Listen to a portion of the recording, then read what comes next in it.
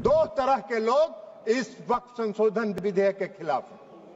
एक वैसे लोग जो अपने वोट के लिए धार्मिक मामलों का इस्तेमाल करते हैं, वो इसके विरोध में हैं। दूसरे वैसे लोग हैं जिनका इस पर वक्त पर कब्जा था, वो अपने कब्जे को चंगुल से जाते हुए देखकर आज इसके विरोध में खड़ा है। सेकुलरिज्म की आपकी परिभाषा है समाज को वोट के लिए बांटो, भावना की राजनीति करो और वोट लेके देश पर राज करो और राज करो, यह आपका सेकुलरिज्म का परिभाषा है। माननीय सदस्य श्री राजीव रंजन जी।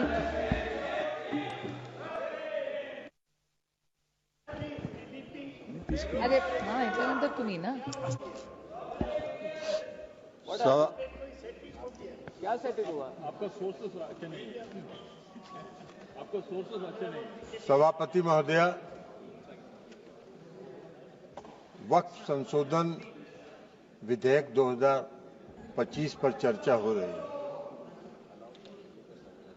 और चर्चा के प्रारंभ से ही ऐसा माहौल बनाने का प्रयास किया जा रहा है कि जैसे यह कोई वक्फ संशोधन विधेयक जो है ये मुस्लिम विरोधी है। और यह आज से नहीं है। जब ये वक्फ संशोधन विधेयक इस सदन में पेश हुआ था जेपीसी में जाने के पहले, तब से ये नैरेटिव बनाने का प्रयास किया जा रहा है पूरे देश में और पूरे देश का माहौल खराब किया जा रहा है यह बता के कि यह मुसलमान विरोधी है। कहीं से ये मुसलमान विरोधी नहीं है, कहीं से मुसलमान विरोधी नहीं है। क्या है वक्फ? वक्फ कोई मुस्लिम संस्था है क्या? वक्फ एक तरह का ट्रस्ट है, जो ट्रस्ट मुसलमानों के हक में काम करने के लिए बनाया जाता है।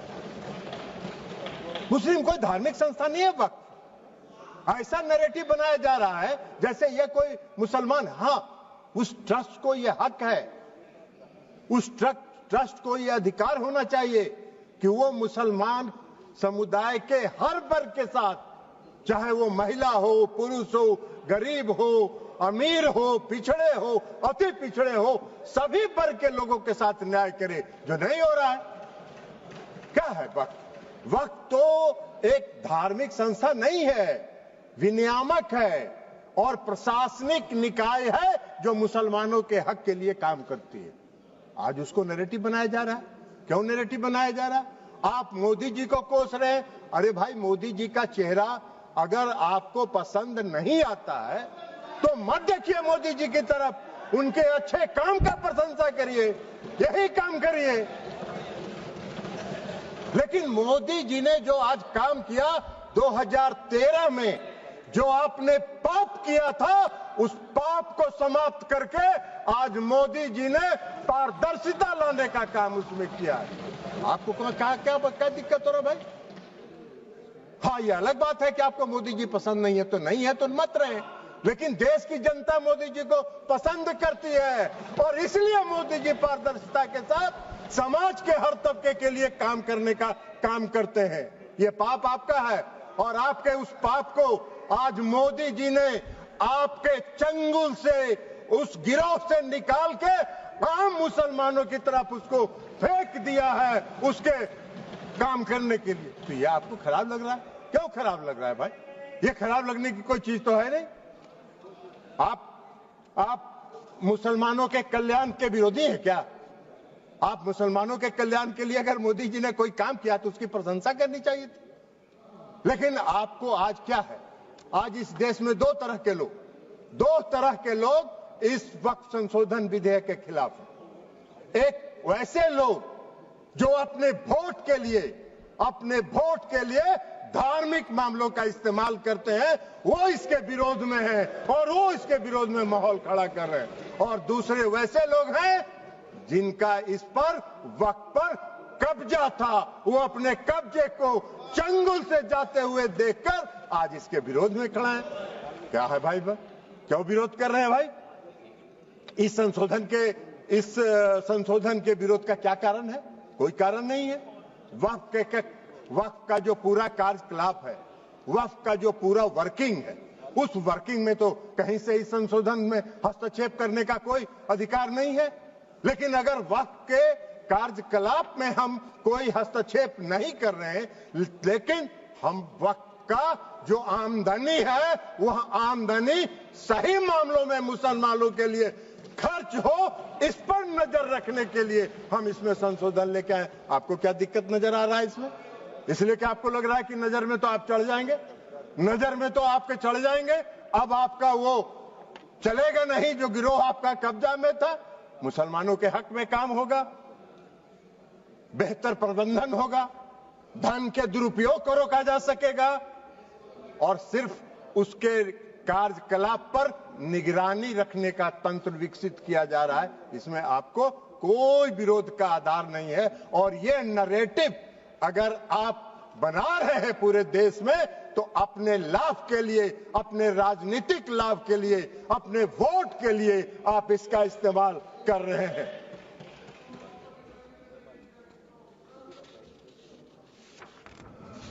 सभापति महोदया, इस संशोधन से क्या होगा? इस संशोधन से सबसे बड़ा फायदा क्या है? आज मुसलमान समुदाय के अंदर, ये नैरेटिव तो आप बना नहीं रहे हैं, मुसलमान समुदाय के अंदर पसमानदा समाज के भी लोग हैं। आप जरा बताइए हमको, पूरे देश भर का उदाहरण देके बताइए कि पसमानदा समाज का वक्त पर कोई है, वक्त में उसका बेचारे का कोई से है? कितनी बड़ी आबादी है पसमानदा समाज की, उसका कोई से है? आप पूरे देश में, आपके नेता, कांग्रेस पार्टी के नेता पूरे देश में चिल्ला चिल्ला के कह रहे हैं जातीय गणना कराइए, जनगणना कराइए, तो कराइए, तो मुसलमान के पसमानदा के आप खिलाफ कहां हैं? अगर उनको हक दिया जा रहा है और उनको अधिकार दिया जा रहा है। आपको बता देते हैं, आपको बता देते हैं, आपकी सेकुलरिज्म की एक कांग्रेस पार्टी के एक नेता का कल हम देखे अखबार में एक बयान छपा हुआ है कि जेडीयू सेकुलर पार्टी है, उसको देखना है। अरे जेडीयू को और नीतीश कुमार को आपके सेकुलरिज्म के सर्टिफिकेट की आवश्यकता नहीं है, उसकी आवश्यकता नहीं है।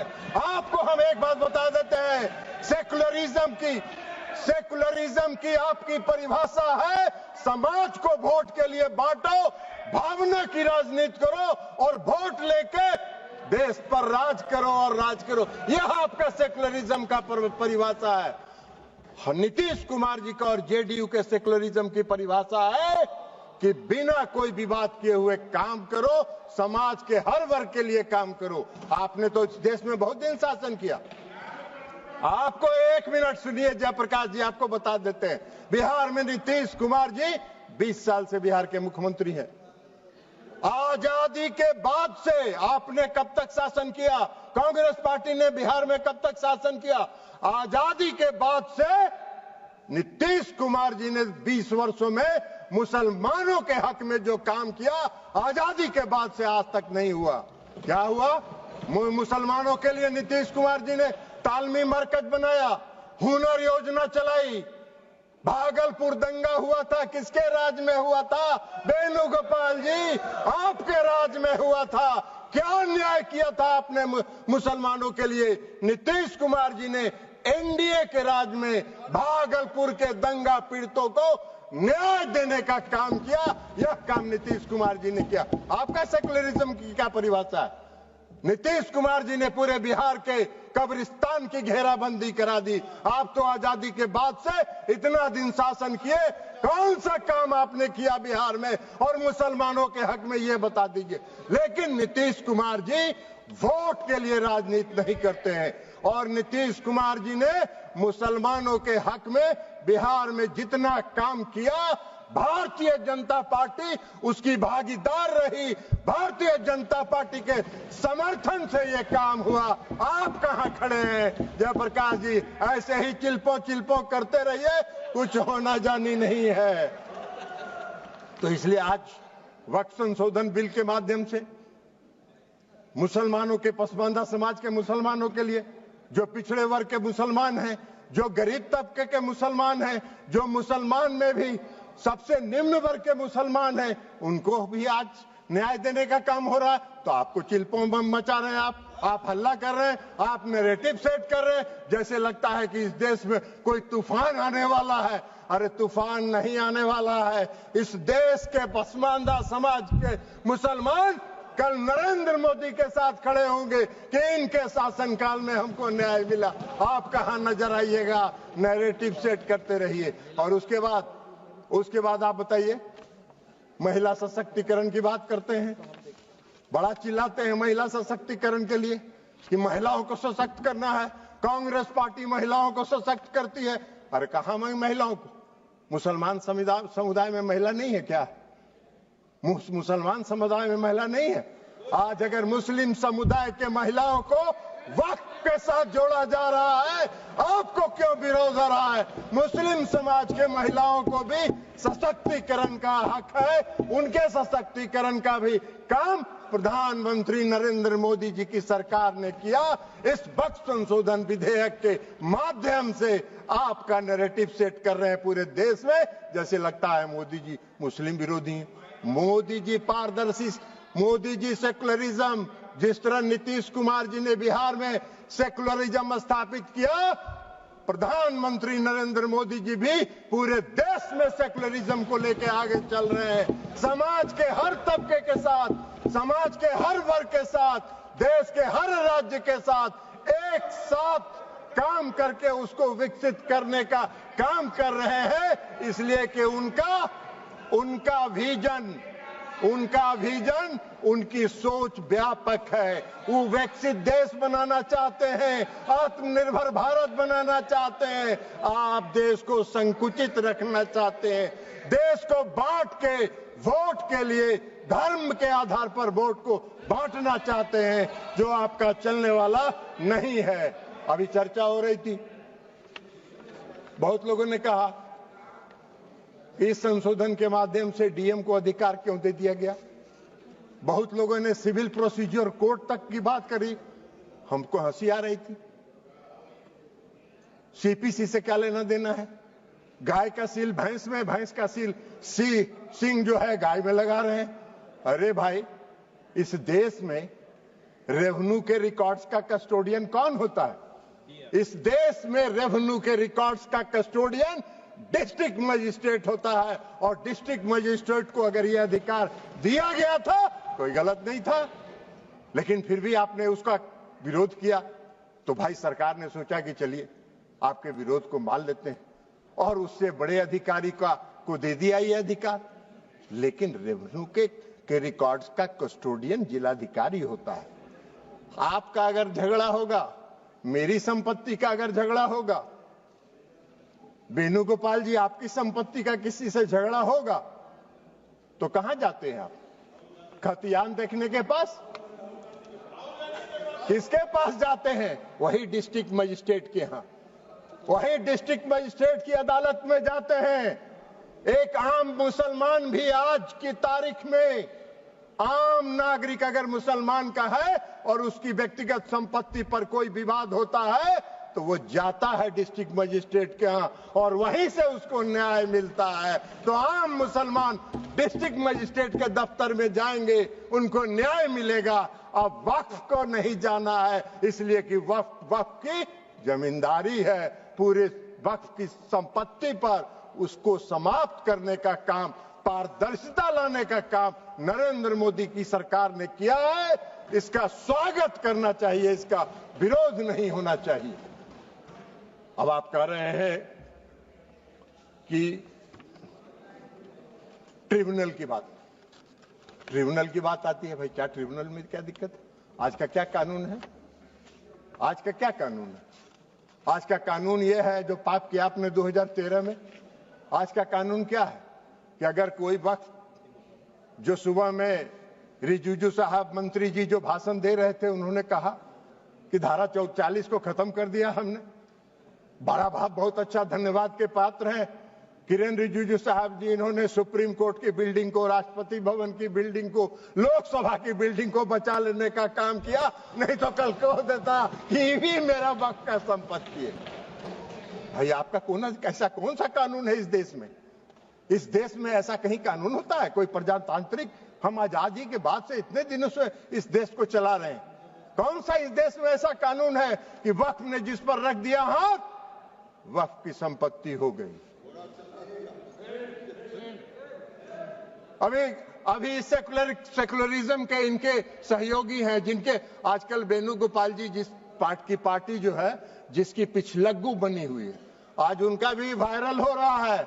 इसी लोकसभा में उनका दिया हुआ भाषण वायरल हो रहा है, जिन्होंने कहा है कि पूरे डाक बंगला चौक को पटना के वक्फ वालों ने कब्जा करके रख लिया है, सख्त कानून बनना चाहिए और उन लोगों को विदा करना चाहिए।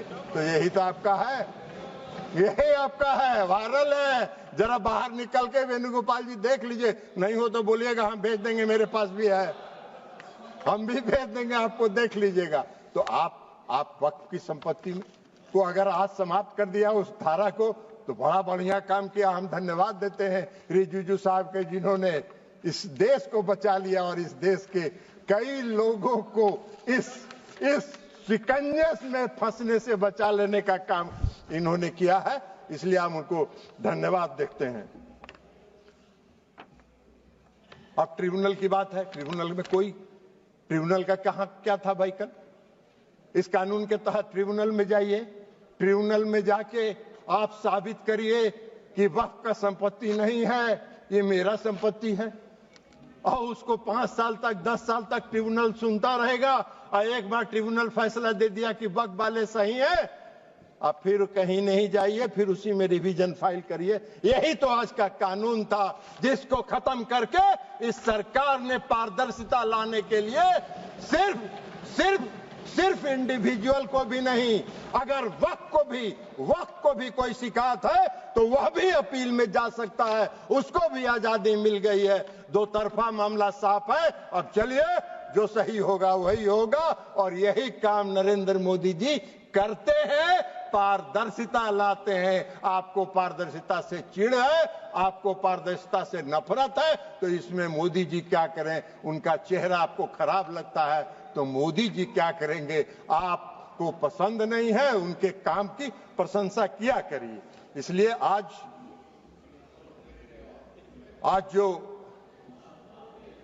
ये संशोधन लेके सरकार आई है, ये संशोधन पूरे वक्फ के कार्यकलाप को, पूरे वक्फ के कामकाज पर, पूरे वक्फ की संपत्ति पर, पूरे वक्फ का इस्तेमाल आम और गरीब मुसलमानों के लिए, मुस्लिम महिलाओं के लिए हित में हो, इसकी व्यवस्था के साथ ये संशोधन विधेयक आया है। हमारी पार्टी जनता दल यूनाइटेड इसका पूर्ण समर्थन करती है, पारदर्शिता का समर्थन करती है, और पारदर्शिता को लाने के लिए हम आदरणीय प्रधानमंत्री नरेंद्र मोदी जी का धन्यवाद करते हैं। अल्पसंख्यक कल्याण मंत्री किरण रिजिजू साहब का धन्यवाद करते हैं और अपनी बात समाप्त करते हैं।